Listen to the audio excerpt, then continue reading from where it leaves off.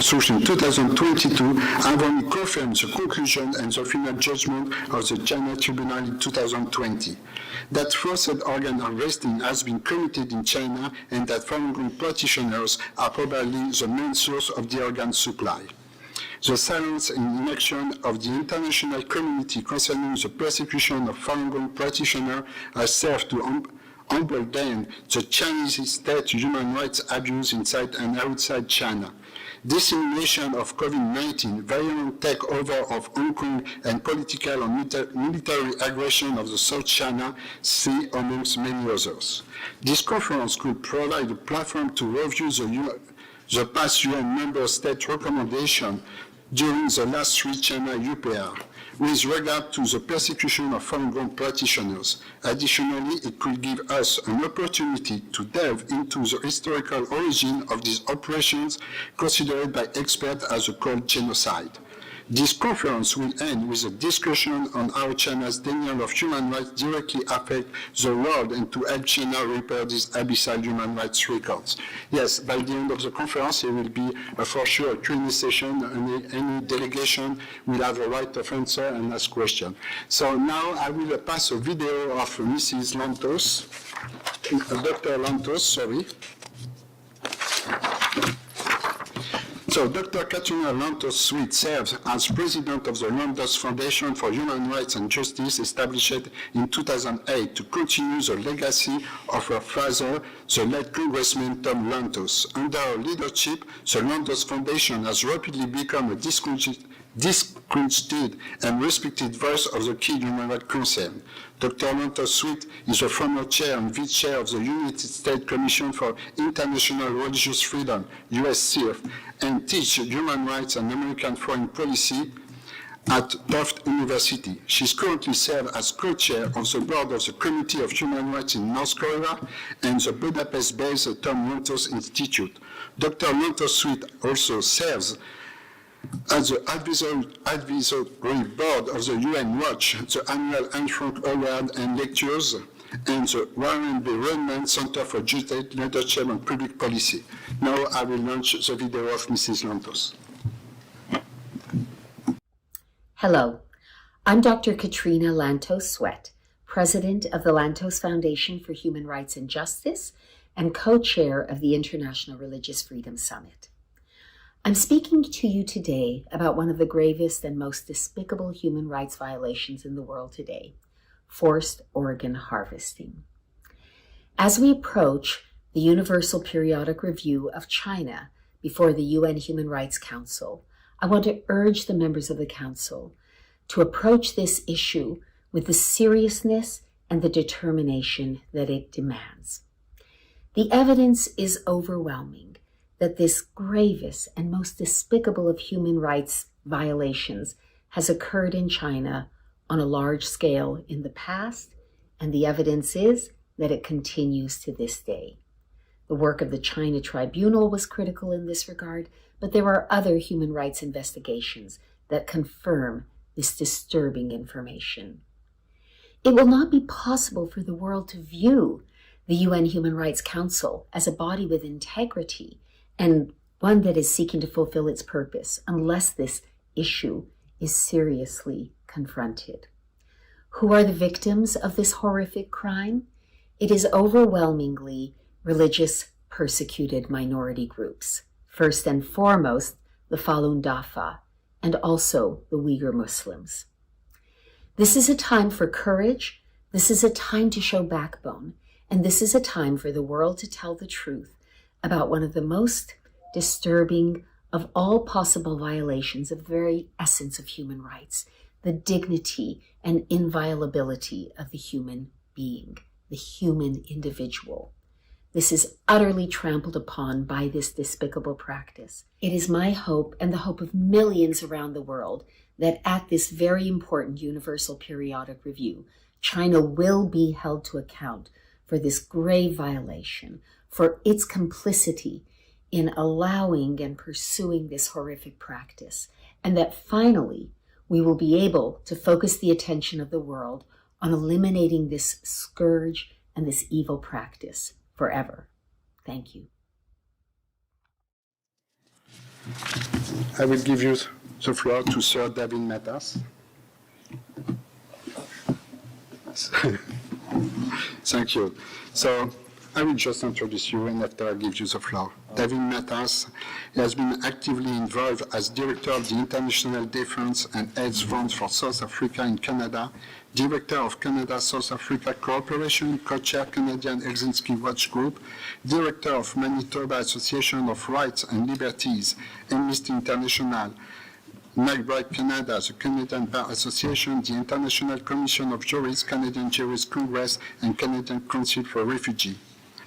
He represented Lei Ching-Xing in his extradition proceedings. He is also counsel for justice for Jews and Arab countries, and is a co-author of Jews, Refugees for Arab Countries, the Case for Rights and Redress. He presented various papers on the legal issue of persecuting war criminals in Bangladesh. Organ harvesting of Falun Gong practitioner in China. Organ harvesting from Falun Gong practitioner in China and persecution of Falun Gong organ harvesting. In 2006, with David Gilmour, he released the Gilmour-Matas report, which stated the source of 41,500 transplants of the 6 years period 2000-2005 is unexplained, and we believe that there has been a continuous today to be a large-scale organ seizure from unwilling Falun Gong practitioners. In 2009, they published the updated version of the report as a book. So, Mr. Matas, the floor is yours. Thank you very much. I want to briefly just talk about developments on the file of organ transplant abuse in China since the last Universal Periodic Review for China in 2018. And I have 9 I wanted to point out. One development was the China Tribunal, which Dr. Lantos referred to, which in a March 2020 judgment concluded that the mass killing of Falun Gong for their organs had occurred and was occurring beyond a reasonable doubt. The second development I would mention is the June 2021 joint statement by 10 United Nations Human Rights Council experts expressing concern and alarm about reports of forced organ harvesting in China. The third development I will mention was an October 2021 response by the government of China to this joint statement of UN rapporteurs. That joint statement was filled with statements that were easily identified as wrong. For instance, they said, with respect to guaranteeing the detainees' rights to be informed of the results of medical tests imposed upon them in prisons and detention centers, the Chinese government was bold enough to say that there are no cases where the persons examined in detention facilities are not informed of the results of their medical examinations. Yet there are many witnesses who can testify to the contrary. The fourth development I will mention was a European Union parliamentary resolution in May 2022. That resolution, amongst other things, called for the European Union and its member states to raise the issue of organ harvesting in China at every human rights dialogue. The fifth development I will mention are the statistics that the government of China produces about transplant volumes. The most recent figure for 2022 was 20,333. A tally of the individual hospitals in China produces a figure about 5 times that volume. And a study in January 2019 showed year by year that the Chinese official transplant numbers were generated by a mathematical equation and were not a reflection of reality. The next development I will mention is the Council of Europe Convention Against Trafficking in Human Organs. That was open for signature in March 2015. And what that does is it obligates states parties to prohibit complicity by nationals or permanent residents in transplant abuse abroad.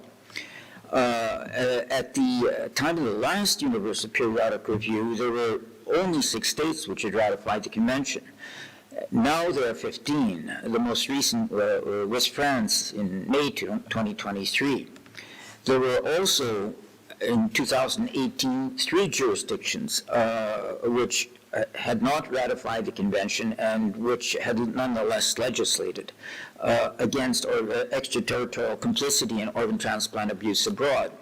Now there are 3 more of those states.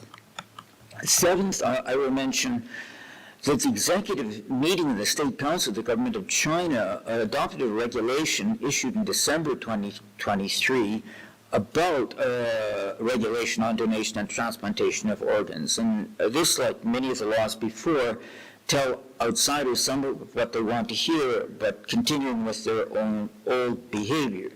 There's nothing in the regulation about openness to scrutiny, about transparency, about traceability of organs, all part of the World Health Organization guiding principles on human cell tissue and organ transplantation. The 8th development I will mention is a resolution, a second resolution of the European Union Parliament passed just a few days ago, January 18th of this year, that calls on the EU and its member states to publicly condemn organ transplant abuses in China. And the resolution, of course, was adopted after the 2023 announcement by the government of China of its intended reforms of the transplantation system.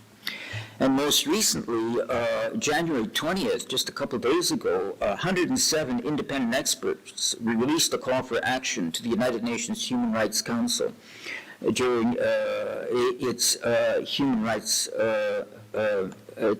review, during the review of its human rights record under the Universal Periodic Review. The joint statement called for the Council to take a decisive stance against forced organ harvesting of living prisoners of conscience in China. So in sum, there's a lot happened since 2018 and a lot to merit the attention of the Council this time around. Thank you.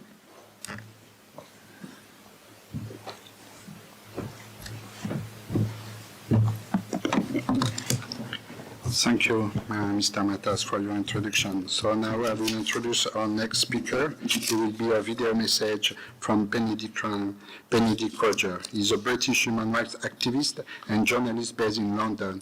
His work focuses on Asia, particularly Burma, North Korea, Indonesia, the Maldives, East Timor, Pakistan, and Hong Kong.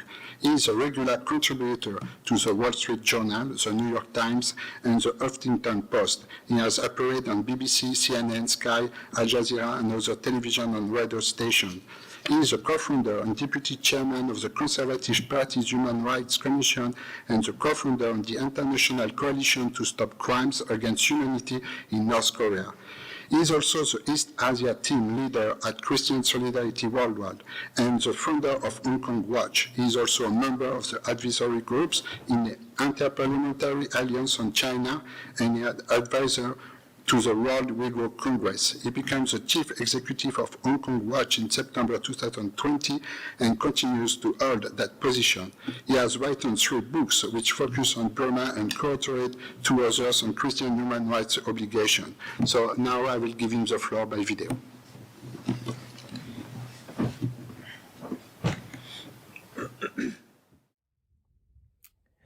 Good morning. It's a great privilege and pleasure to join this very important press conference by Doctors Against Forced Organ Harvesting on the issue of forced organ harvesting in China ahead of tomorrow's really important Universal Periodic Review of China at the United Nations in Geneva. I'm very sorry that I can't be with you in person in Geneva today, and I'm also sorry that I can't be with you live online. This is a very busy week for all of us who are concerned about human rights generally and particularly in China with the UPR of China tomorrow. And I have a number of other commitments, and I also thought it was safest to pre-record this message of support that can be shared at the press conference. But I want to say that I am delighted and very proud, of course, very sad in the circumstances because it's such a tragic issue, but I'm delighted to join with friends around the world in signing an open letter that Doctors Against Forced Organ Harvesting organized And I really hope that member states at the United Nations, amongst the wide range of human rights issues that they will all rightly wish to raise at the UPR, whether it's the genocide and crimes against humanity against the Uyghurs, the atrocities in Tibet, the persecution of Christians, the dismantling of Hong Kong's freedoms, the rule of law and democracy, the increasing repression in southern Mongolia, the crackdown on dissent in China, whether that's the repression and the imprisonment of human rights defenders, lawyers, bloggers, journalists, reporters, whistleblowers, and civil society activists, and so many other issues that rightly deserve attention. But the persecution of Falun Gong practitioners and the crime of forced organ harvesting really must rank among the very worst, most barbaric atrocities committed by the People's Republic of China and the Chinese Communist Party. And therefore, I hope it will feature in tomorrow's UPR. I first became aware of the issue of forced organ harvesting some years ago, before 2016, but it was in 2016 that, in my capacity as Deputy Chair and co-founder of the UK Conservative Party Human Rights Commission, that I organised a hearing, firstly in the middle of 2016, on human rights in China broadly in the British Parliament. And in that hearing, we received substantial evidence from experts such as Ethan Gutman, David Kilgore, David Matus, and Falun Gong practitioners such as Anastasia Lin about the widespread nature of forced organ harvesting. And so as a result of that, and on the strength of that, we organised a specific follow-up hearing later in 2016 in the British Parliament, specifically on forced organ harvesting. And as I got more familiar with the issue and came to understand the issue more, I was privileged to play a part in helping to initiate the independent tribunal, the China Tribunal, to investigate this issue. I went to my good friend Sir Geoffrey Nice, KC, one of Britain's most prominent barristers who had led the prosecution of Slobodan Milosevic. And I asked him initially whether he would provide a legal analysis, a legal assessment, a legal opinion of the evidence of forced organ harvesting. And he said, why don't we do something more than that? Why don't we do an independent tribunal? Well, that tribunal concluded, it was set up, it was totally independent of me, totally independent of Falun Gong. It operated in a entirely professional and completely independent way. It was comprised of people who were not China human rights activists, certainly not people who had any prior background with Falun Gong or with forced organ harvesting. And therefore they were able to assess the evidence that they heard entirely independently. And that China Tribunal, and their judgment is available online, all the proceedings are available online, came to the conclusion that this issue of forced organ harvesting in China is continuing on a widespread and systematic basis, and that it does amount to a crime against humanity. And in the words of the judgment, countries that, and indeed anybody that deals with the government of the People's Republic of China should, in that light, be aware that they are dealing with a criminal state. Those are the words, not my words, those are the words of the independent China Tribunal. That was in 2019. They did a fuller judgment that reinforced that early in 2020. And therefore, I think that this has all come out since the last UPR, which for China took place in 2018. And therefore, I believe that the judgment of the China Tribunal, the ongoing persecution of Falun Gong practitioners, the continuing practice of forced organ harvesting must feature in tomorrow's UPR. So I was pleased to sign the open letter. I'm pleased to express my support today for this press conference. I'd be very pleased to offer any follow-up information that I can if anyone desires. I've written widely on this topic, opinion pieces and reports that can be found via Google. But I just conclude by saying that the China Tribunal's judgment should be studied seriously. It should be referred to as widely as possible in tomorrow's UPR. And I wish you all every success, and I hope as many member states as possible will raise these very profoundly important issues. Thank you. Okay, thank you. Now I will give the floor to our next speaker by Zoom, to Wendy Rogers.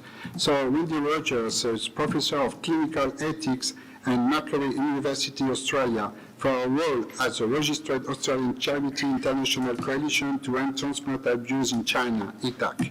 Rogers serves as ITAC Director and chairs its International Advisory Committee. In that capacity, Rogers writes public, professional, and governmental awareness on forced organ harvesting from prisoners of conscience in China. Mrs. Rogers, the floor is yours. Thank you very much. I'd like to acknowledge that I'm speaking in Australia from the lands of the Camaragal clan, the Eora Nation, who are the indigenous owners of this part of Australia where I am, and I acknowledge their leaders, past, present, and emerging. It has been established beyond doubt that the Chinese Communist Party sanctions the murder of prisoners of conscience in order to harvest and sell their organs. The principal victims of this evil practice are Falun Gong practitioners who follow the Buddhist school practice of Qigong and Uyghurs. The evidence for this dates back nearly 20 years, and as we've just heard from my colleague Benedict Rogers, in 2020, the independent China Tribunal, following extensive independent investigation, established that forced organ harvesting and the associated acts constitute crimes against humanity.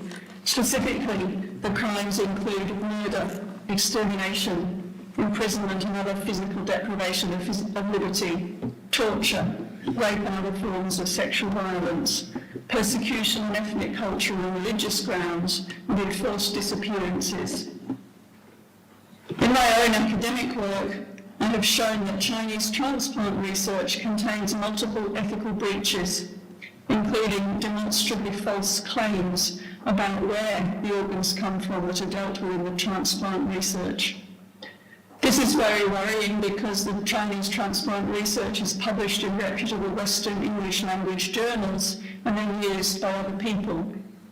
However, using, publishing, and failing to retract this unethical research that is implicated in human rights breaches creates complicity for those who indulge in those additional ethical failures. Human rights abuses are like ink spreading in a pool. It's not limited to the drop of ink that goes in, but it contaminates all the rest of the pool. And as the international humanitarian legal firm Global Rights Compliance has spelt out in their work in 2022, there are human rights abuses and associated risks of complicity when anybody engages with China in relation to their transplant research. In their 2022 legal advisory report and policy guidance, Global Rights Compliance pointed out very clearly that anyone who engages with China in the field of transplant risks complicity in the human rights abuses that we know are at the heart of Chinese transplant medicine. I therefore call on all nations to take this opportunity of the periodic review to challenge China on its persecution of, in particular, Falun Gong practitioners and members of the Uyghur community. China must stop the state-sanctioned murder of these prisoners of conscience for their organs. In addition to calling on governments to act, I also would like to remind individuals of their own potential to make a difference in terms of human rights. Anyone who acts with China in the field of organ transplantation should halt those interactions until China demonstrates that it has stopped killing prisoners of conscience in order to sell its organs. I think and I hope that by acting in concert as individuals, as universities, as medical centres, as journals, as research teams and as governments, that we may do something to stop the evil that is happening in terms of the human rights abuses in China. Thank you.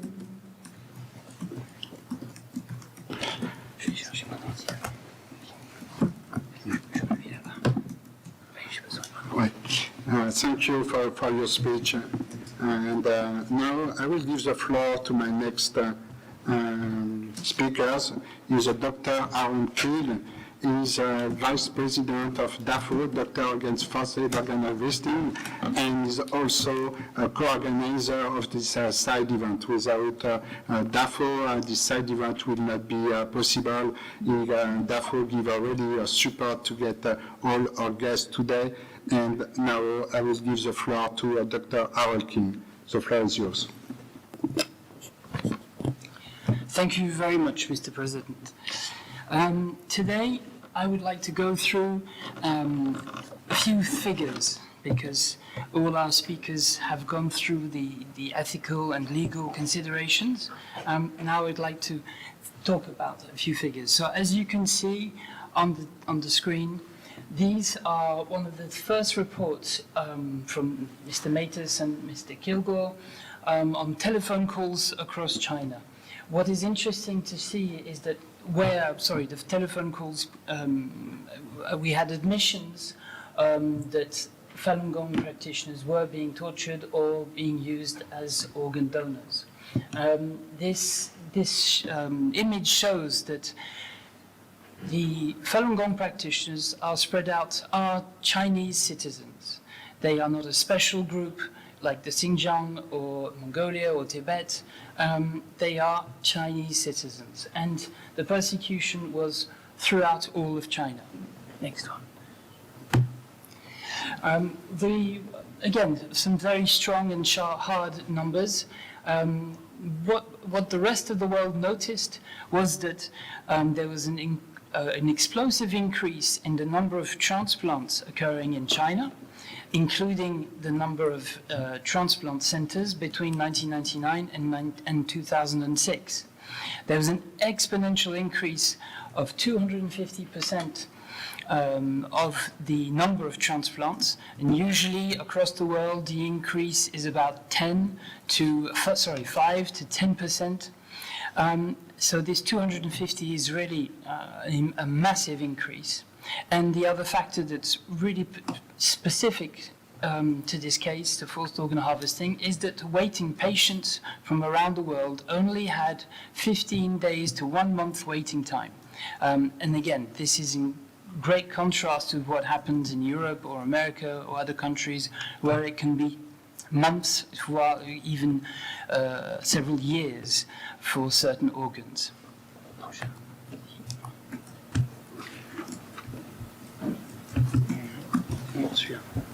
So this curve, I wanted to show you again the difference between America, China, or the People's Republic of China, and other European countries. How the progression in transplants have increased gradually for most countries, and we have this curve that's atypical for the People's Republic of China. And looking at this curve a little more closely, we can see there's this incredible increase at the beginning of the curve. So, talking about the organ donor system, these are the figures published by the Chinese Red Cross Society from their website. And again, we have this interesting increase that's unexpected, where on 2 occasions the number of organ donors or potential organ donors have increased by exact figures on 1 single day. And again, this indicates to us that this is unusual for a normal,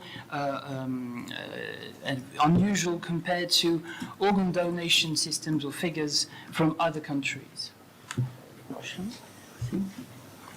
Another anomaly, another difference that we can observe on the Chinese figures that we've received from the Chinese Red Cross Society is that they managed to actually get 200 times more real organ donors. In other words, these are the people who really do give their organs, or the organs are taken, 200 times more than the United States or the United Kingdom, who have many, many more times the number of potential organ donors. And again, this is an incredible efficiency in the organ and donation system that is very surprising. So I would like to conclude on the figures here, is that there is an important discrepancy between the transplant numbers and the organ supplies in China. After 17 years of analysis from different groups, we can see that we observed that forced organ harvesting from living people, and this is living people because it's vital organs that are being harvested, like the heart, the lung, and the liver, and these are the organs that cannot be donated voluntarily without the person dying.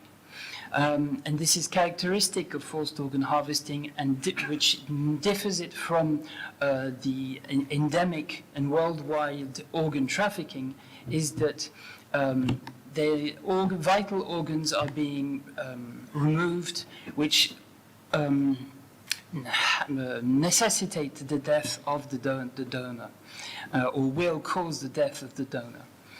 The third point is that the primary victims that we can observe from the research are all prisoners of conscience and not prisoners condemned to death or this organ voluntary or donors, because the figures don't correspond, and including a very large number of Falun Gong practitioners who are persecuted in China, in the People's Republic of China, since 1999.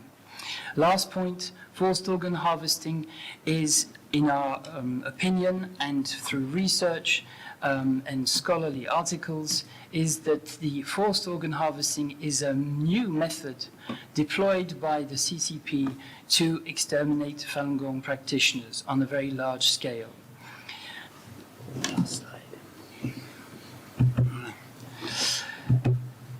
So now I would like to speak on the DAFO's recent public open letter regarding China's denial of universal human rights. On the 17th of January, the Epoch Times printed the open letter, the DAFO open letter, considering and regarding the persecution and the forced organ harvesting of Falun Gong practitioners, and the silence, the worldwide silence and inaction of the international community with regard to this persecution and extermination. Our open letter was supported and is supported by 110 MPs, MEPs, professors, doctors, journalists from around the world. And indicates the importance of this issue and how much people are concerned with this situation. So to summarize our document, I would just like to say this. As the global community convenes for the 2024 Universal Periodic Review in Geneva, a significant opportunity arises to affirm an unwavering truth. No nation is exempt from the tenets of human rights, and no government stands above the law of human dignity. The Universal Declaration of Human Rights, a cornerstone of global ethics, underscores the inviolability of human life and the security of the individual. These principles are not mere political positions, they are fundamental rights that every citizen of the world inherently deserves. China's actions reflect a disturbing ideology that a perfect world necessitates the elimination of dissenting voices. This is antithetical to the principles of human rights, which advocate for coexistence and understanding through values such as those practiced by Falun Gong. After over 2 decades of ongoing forced organ harvesting of Falun Gong practitioners in China, we have to acknowledge a stark reality. As an international community, we have failed to stop this crime against humanity and cold genocide. A decisive stance against practices like forced organ harvesting and the persecution of Falun Gong practitioners is not just a test of political will, but a moral imperative for the preservation of human dignity and universal rights. The call for an immediate end of organ harvesting of Falun Gong practitioners is not only a call for the right to life, but also a call for our right to learn about their practice of truthfulness, compassion, and forbearance. We therefore, as summarized on this slide, we call on the United Nations members states to courageously question China's human rights record during the Universal Periodic Review. We propose the creation of a special rapporteur on forced organ harvesting of living prisoners of conscience in the People's Republic of China, and we call for the establishment of an international criminal tribunal for forced organ harvesting in China. Thank you very much. Thank you, Dr. Harold King. So,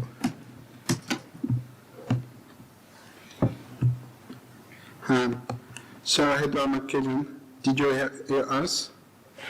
I can hear you, yes. Okay, very good. So I will just introduce you, and after I will give you the floor. So, Sir Edward McKellen Scott is a non-party British politician. He was a member of the European Parliament's MEPs 1984 to 2084. He was the last and longest serving British Vice President of the European Parliament, elected 4 times, 2004 to 2014. Sir Edward McKellen Scott, the floor is yours. Thank you very much indeed. As you said, I was a member of the European Parliament from the UK from 1984 to 2014. And for the last 10 years, I was the Vice President, re-elected 4 times, and my portfolio was human rights and democracy.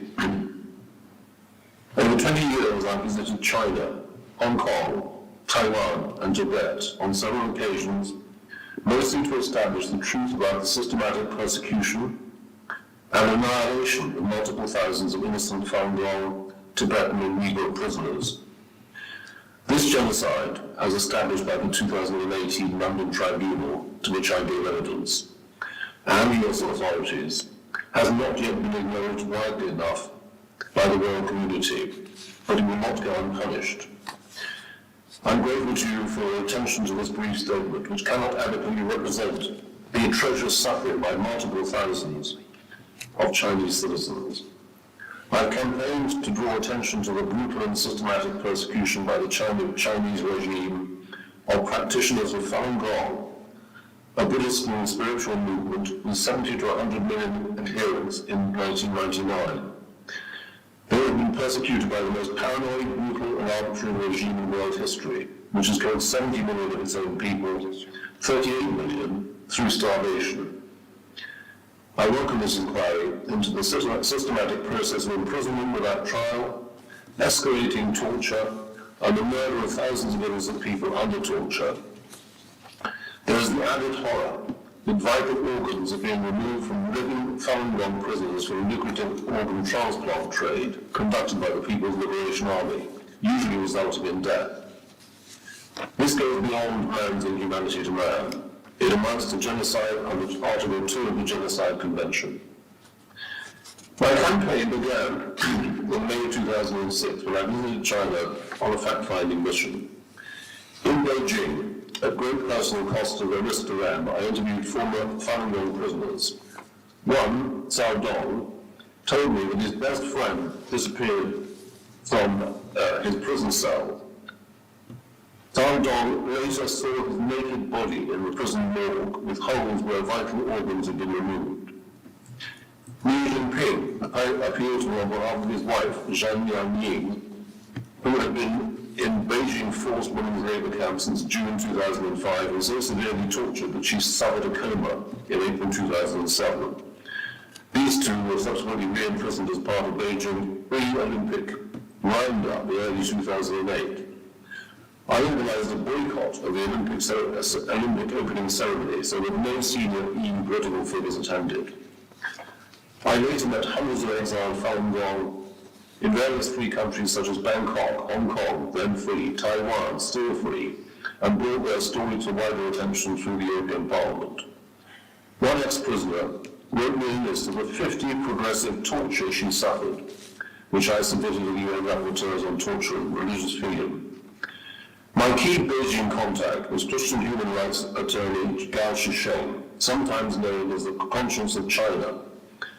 Gao represented a number of Falun Gong practitioners after his investigation into their persecution in 2005. Well known in China for publicly denouncing the regime, especially for corruption, Gao wrote an open letter to the European Parliament in September 2007 and another to the US Congress. He was then sentenced to prison on a charge of subversion. He has subsequently disappeared.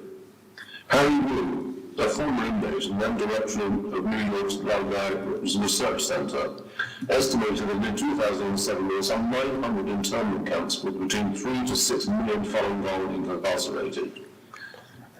Falun Gong outside China maintain contact with prisoners and record their torture and torturers where they can be identified.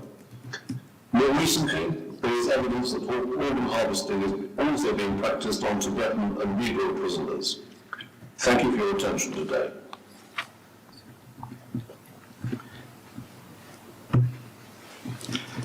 Thank you for your presentation and thank you for your speech. Now I will go back to my place to give the floor to my next speaker.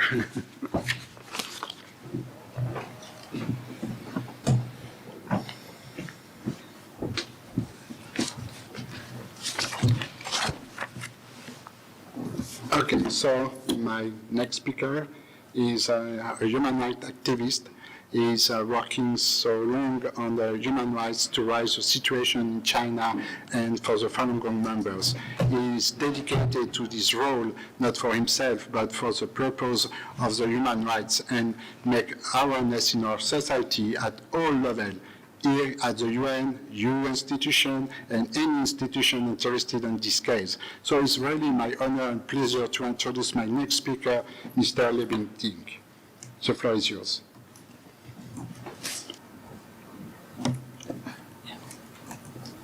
Good morning, ladies and gentlemen. Thank you so much, Mr. Waller, for your invitation.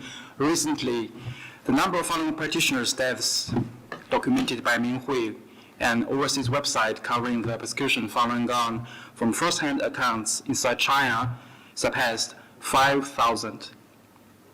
In 2023 alone, 209 death cases of Falun Gong practitioners were newly reported. On January 18, 2024, the European Parliament in Strasbourg adopted a resolution on the ongoing persecution of Falun Gong in China. The resolution calls for sanctions against perpetrators, including individual persons and entities involved in the persecution of Falun Gong. The EU resolution has addressed the fate and the safety of my parents, the Chinese Falun Gong practitioners, Mr. Ding Yuande and Mrs. Ma Ruimei.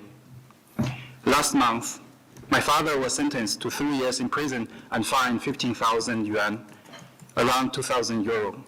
As of today, my father has been detained illegally in the Yuzhou City Detention Center, province Shandong, for more than 8 months, and no family members have been allowed to visit him. My father's trial was among a wave of show trials against Falun Gong practitioners between November 28 and December 7, 2023. All these Falun Gong practitioners were the victims of a mass arrest on May 12, 2023, of about 70 Falun Gong practitioners in my hometown city, Rizhao. The official who ordered and the responsible person for the mass arrest, Ms. Zhang Hui, has strongly military connections. This makes the possibility that the practitioners could be subjected to forced organ harvesting much higher, as the practice of removing organs from living prisoners of conscience is widely believed to be carried out by military hospitals. Falun Gong, also called Falun Dafa, is a meditation practice in the Buddhist tradition that centers around the principles of truthfulness, compassion, and tolerance. It was first introduced to the public in China on May 13, 1992. Before the persecution in China, even Chinese state media reported on the positive effects that Falun Gong has on the health of the body and mind. But despite these benefits and encouraging people to be more honest, kind, and tolerant, the former state and party leader Jiang Zemin could not tolerate the popularity of Falun Gong. According to Chinese government estimates, by 1999, some 70 to 100 million Chinese, from farmers like my parents and engineers to higher-ranking politicians and military officers, were practicing Falun Gong. This was more than the number of registered members of the CCP, which was about 60 million. Jiang Zemin officially started the persecution of Falun Gong on July 20, 1999, issued a verbal order to this end: destroy their reputations, ruin them financially, and destroy them physically. The authoritarian nature of the CCP does not let anyone think freely. To stay in power, it manipulates people according to its ideology. Its means of control are violence, propaganda, lies, and incite of hatred.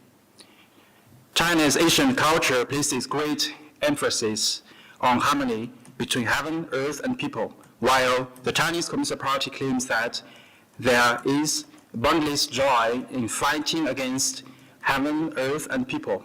It acts in complete disregard for international human rights standards and even violates China their own laws, as in the case in the persecution of Falun Gong. In this regard, I would very much appreciate if the United Nations member states will do the following actions. Number one, strongly urge the CCP to immediately end the persecution of Falun Gong in China and to immediately and unconditionally release all the Falun Gong practitioners like my father during UPR at the UN. Secondly, strongly urging the CCP to lead to prosecution and punishment of those responsible persons under Articles 7 and Article 12 of the United Nations Convention Against Torture. Thirdly, please make your best efforts to disqualify the seat of People's Republic of China in the United Nations Human Rights Council. Fourthly, request the EU and your government to use the EU Global Human Rights Sanction Regime and national human rights sanctions regimes against all perpetrators and entities that have contributed to the persecution of Falun Gong practitioners in China and abroad. Fifthly, ask your government's embassy to China for assistance in selecting information in investigation on the forced organ harvesting of prisoners of conscience. Lastly, request your government's embassy to China to monitor the court process of Falun Gong practitioners like my father, as well as to visit them in detention centers or prisons. The persecution of Falun Gong is not only persecution of Falun Gong practitioners, but also persecution of humanity. It's a crime against humanity because truthfulness, compassion, and tolerance are universal human values. Thank you so much for your attention, and thank you so much for efforts in ending this crime against humanity. Please help free all Falun Gong practitioners in China. Thank you. Thank you for your testimonies. So now I will move to my next speakers. And it's also an honor to have him because we have been working for years together on many human rights issues and this issue. So I will introduce Marco Respinti. He's an Italian professional journalist, member of the International Federation of Journalists, author, translator, and lecturer. He has contributed to and contributes to several journals and magazines, both in print and online, both in Italy and abroad. Author of books and chapter in books, he has translated or edited works by different writers. A senior fellow at the Russell Kirk Center for Cultural Renewal.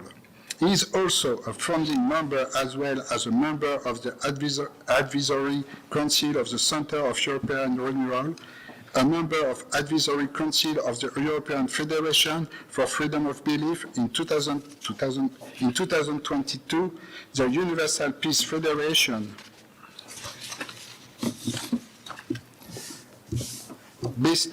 bestowed him, among others, the title of Ambassador of Peace. From February 2018 to December 2022, he has been the editor-in-chief of the International Family News. He serves as director-in-charge of the academic publication, the Journal of Sechnur and Bitter Winter, a magazine on religious liberty and human rights. So, Mr. Respinti, the floor is yours. Thank you, Mr. Wall. It's a pleasure to be here with you today. And I salute CAP-LC, Coordination des Associations et des Particuliers pour la Liberté de Conscience, and Doctors Against Forced Organ Harvesting, or DAFO, for leading the cause of religious liberty and human rights in the People's Republic of China. The violations systematically and cruelly perpetrated by the PRC target, in fact, many religious and ethnic groups, such as Uyghurs and other Turkic people living in Xinjiang, that its non-Han inhabitants call East Turkestan, who are Muslims, Tibetans, Southern Mongolians, Protestants, Catholics, Buddhists, Taoists, Falun Gong practitioners, believers of the Church of the Almighty God, and others. Thanks to COP and DAFO, today's events in such august location, the Palais des Nations in Geneva, focuses on the obscene refusal of the Beijing government to live up to acceptable standards in the field of human rights for all its citizens, concentrating its attention on the fate of Falun Gong practitioners. And speaking as one of the last panelists today, inevitably I will repeat a few things, but that will sound as a kind of recap for this important event.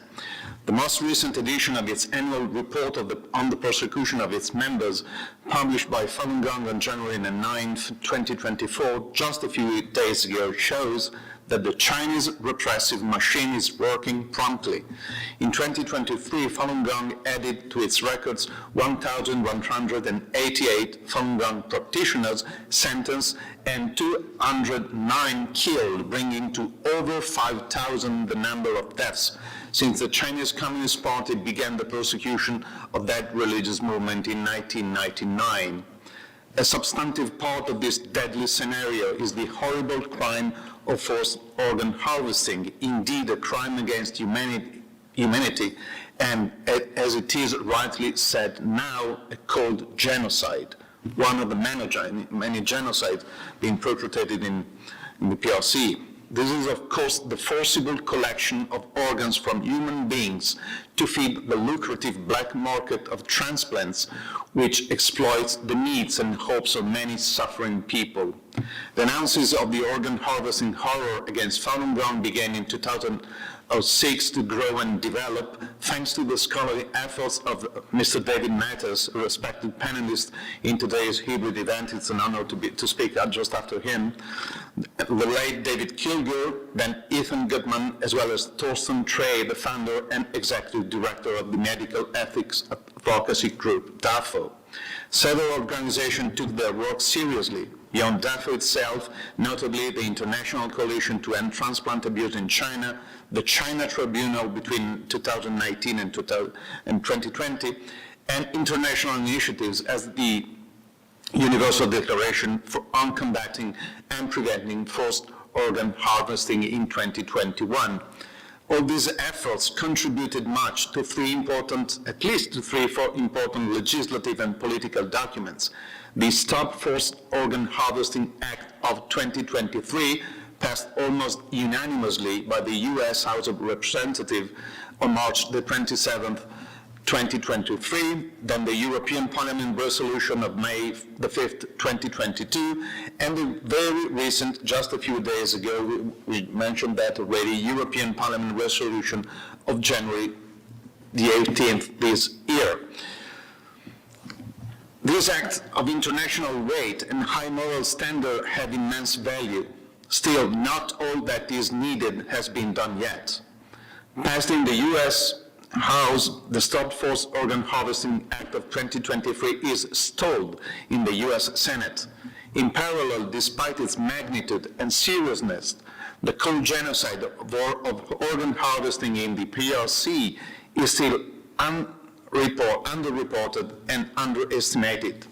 Too many interests are, in fact, at stake internationally. The Chinese black market that profits from organ harvesting counts on the objective complicity of several medical schools and hospitals in the West, guilty at least of not questioning the supply of organs they operate with. In a September 2022 report on, quote, China's lack of medical ethics that perpetrates ethno-religious genocide, end of quote, former Vice Chair of the U.S. Commission on International Religious Freedom, Nina Xi, and Katrina Lantos, we just heard from her, former chair of that same body, denounced the, quote, American transplant sector that, while adhering to medical ethics at home, openly supports China transplant doctors and industry, end of quote.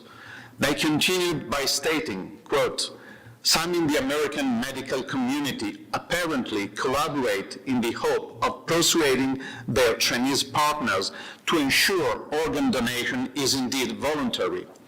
But when blocked from verifying claims of reform, these same U.S. institutions accept China's word at face value and even praise, and there are links to the praise, its progress.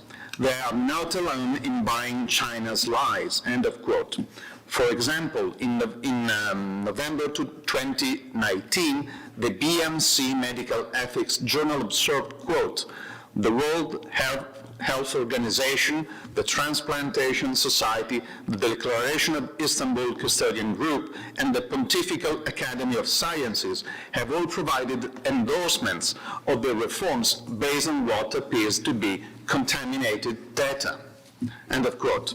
Lamenting, quote, Western indifference to this issue, Xi and Lantos commented that, quote, the evidence is too compelling to persist in that naive belief of considering organ harvesting too bad to be true, and conclude that until compliance with international ethical norms is verified, the American transplant sector should halt all collaboration with China's. And of course, that can be extended far beyond America itself to many other countries. And building on that, I conclude today by saying that until decent democratic governments clearly ban all collaboration with the murderous PRC forced organ transplant industry, Falun Gong practitioners and other guiltless victims will pay the cost of a depraved trade with their innocent blood, of which the whole world is co-responsible. Thank you.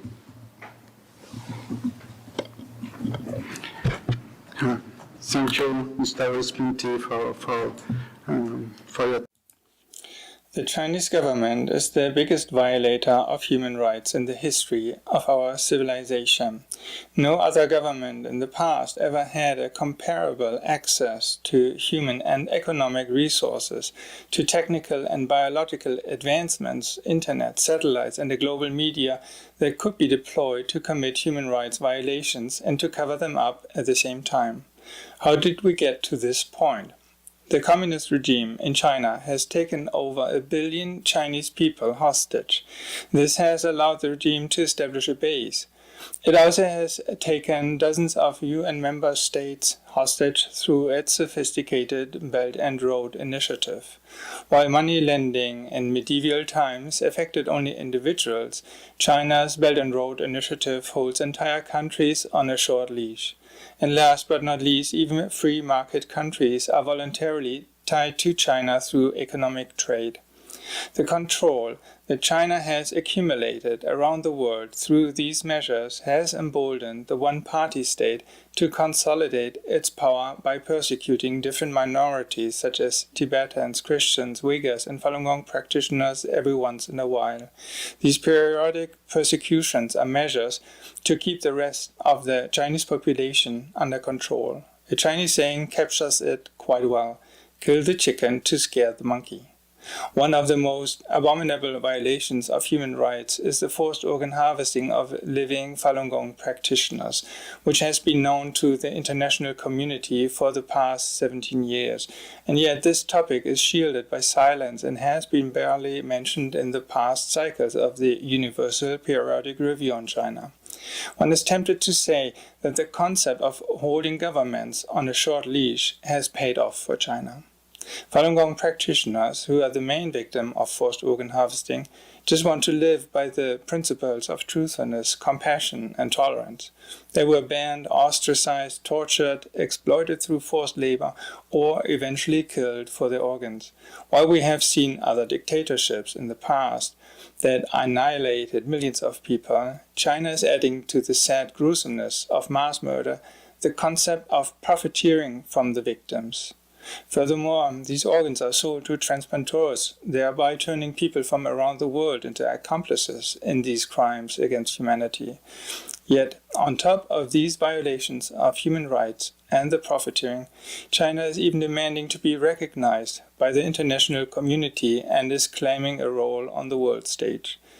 When did a human rights violator of this scale ever demand to be a part of the international community? 20 years ago, the Chinese government appeased the global community by speaking of China's peaceful rise. Today, China is supporting aggressors in East Europe and the Middle East. It exports fentanyl precursors that kill over 100,000 Americans per year. It is also a belligerent provocateur in the South China Sea, and everyone is worried about the saber rattling around Taiwan. The terminology of a peaceful rise has fulfilled its deceptive mission and is now a term of the past. It has been replaced by visible, not so peaceful actions. With its involvement in several crises around the world, China has become the biggest violator of human rights today. 17 years ago, I heard about forced organ harvesting of living Falun Gong practitioners. Independent investigations and research have accumulated an overwhelming body of credible evidence. Every year, I have thought about the question, what type of government kills its own people for their organs? And every year, I have wondered, if a government commits forced organ harvesting of living people, what is it willing to do next? If we don't speak up now to stop China through our words and actions, we might wake up one day and realize that our human rights that we all cherish so much are gone.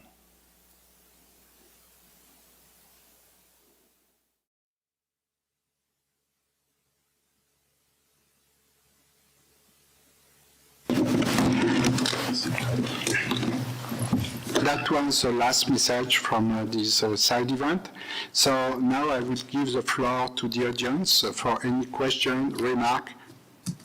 So now the floor is yours.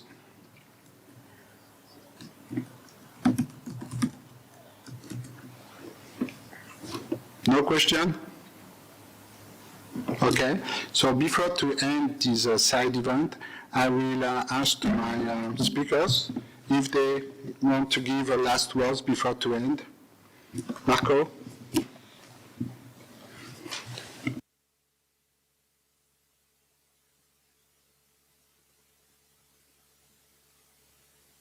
Okay, thanks. After building on what we heard today, I think that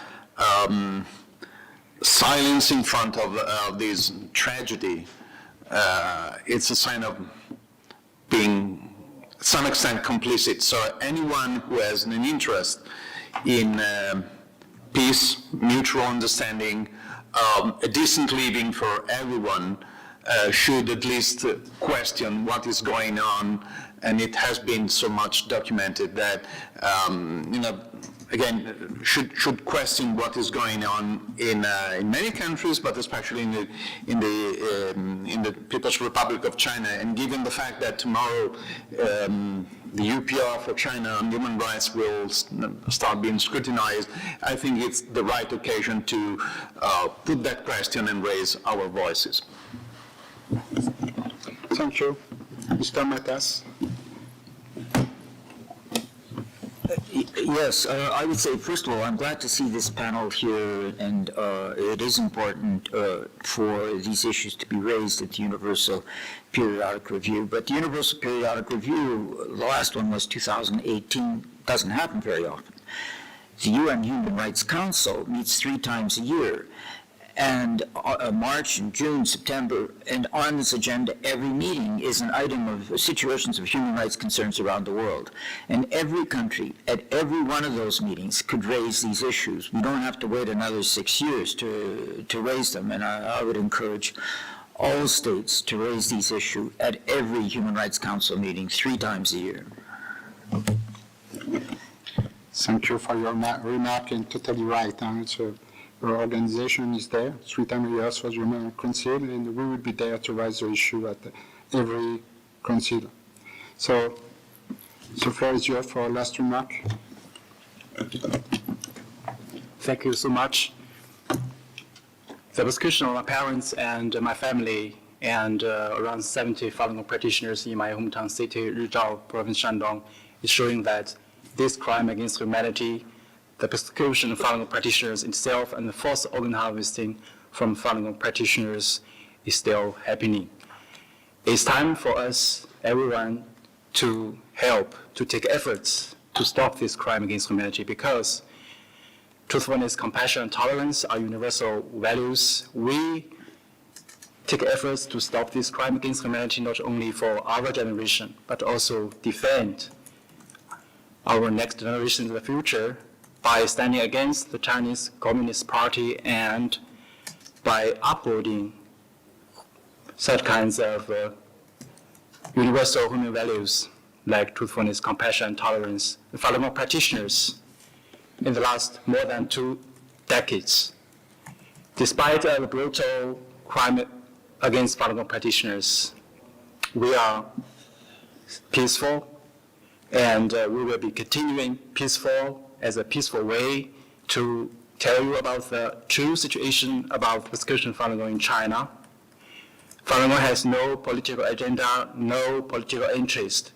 What we are doing, like we make activities in the United Nations in Geneva today and tomorrow, like a very peaceful protest demonstration protected by the countries here, because it's our fundamental right to have this. And the only intention of us is that we want to unite the international society, democratic countries, to stop this persecution of Falun Gong. There is no legal basis on this for this persecution of Falun Gong. It has been almost 25 years. You cannot imagine that.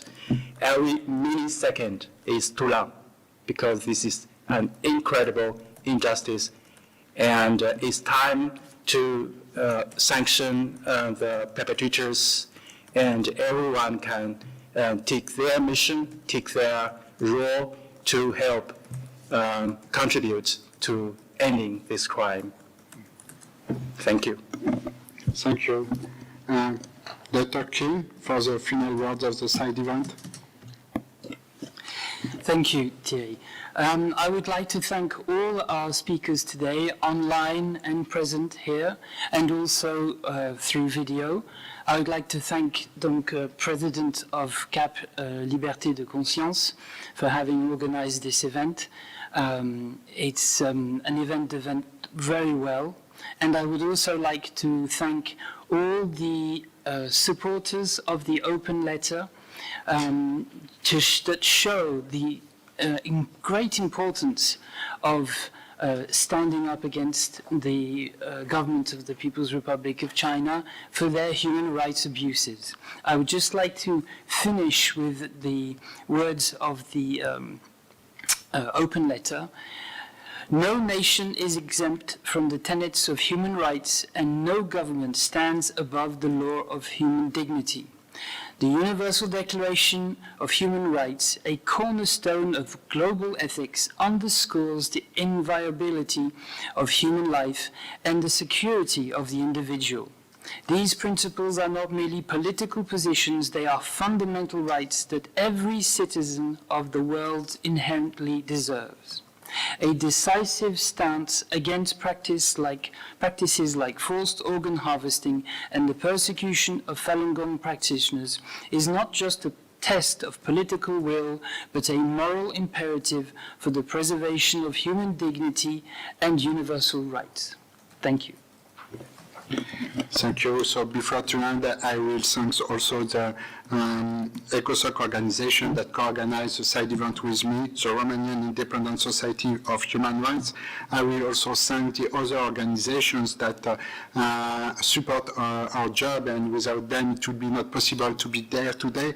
Is the Doctor Against Forced Organ Harvesting, is Taiwan Association for International Care of Organ Transplants, is Korean Association for Ethical Organ Transplant, and Transplant Tourism Research Association, and another French one, Association Initiative Citoyenne. So I thank all of them to our support for this side event today.